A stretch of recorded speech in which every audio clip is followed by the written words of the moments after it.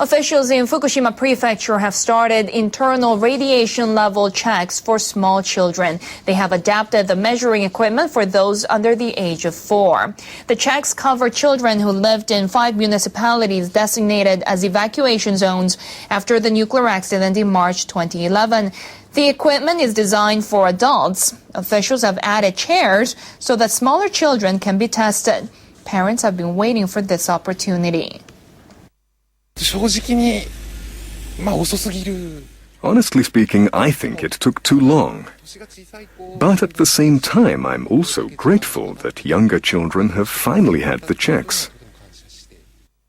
An official said parents were frustrated because they didn't know the internal radiation levels of their children. We hope to offer this test across Fukushima Prefecture in cooperation with other municipalities.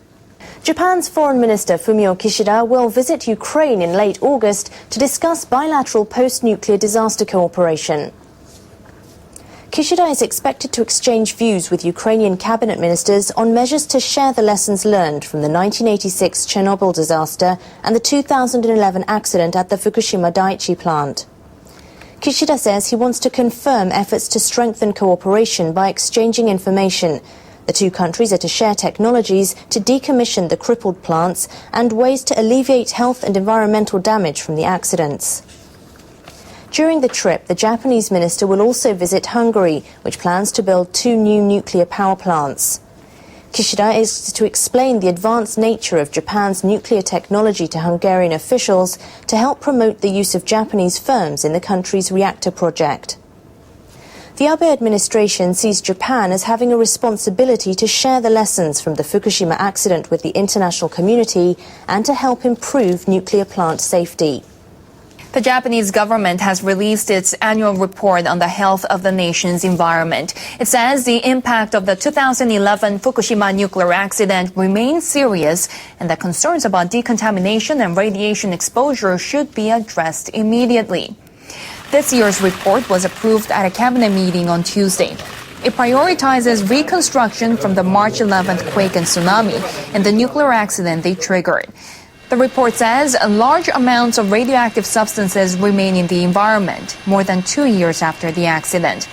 It calls decontamination of the affected areas a pressing issue, and it admits that government efforts have so far failed to dispel fears over possible low-dosage exposure.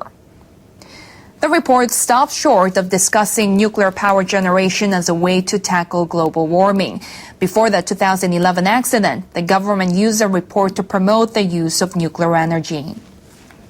We hope more people will consider how to hand over a truly prosperous society to future generations.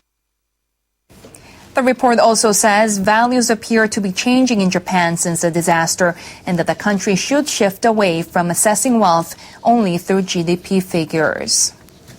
Researchers in northeastern Japan have begun studying the long-term health effects of the 2011 earthquake and tsunami.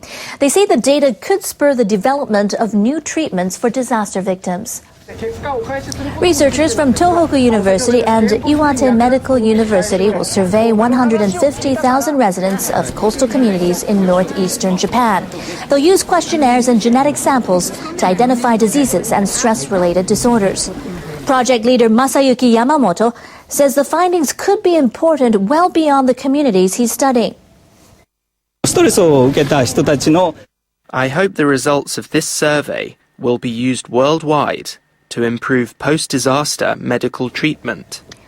Yamamoto says he hopes the project will attract medical professionals and help rebuild the region's medical institutions.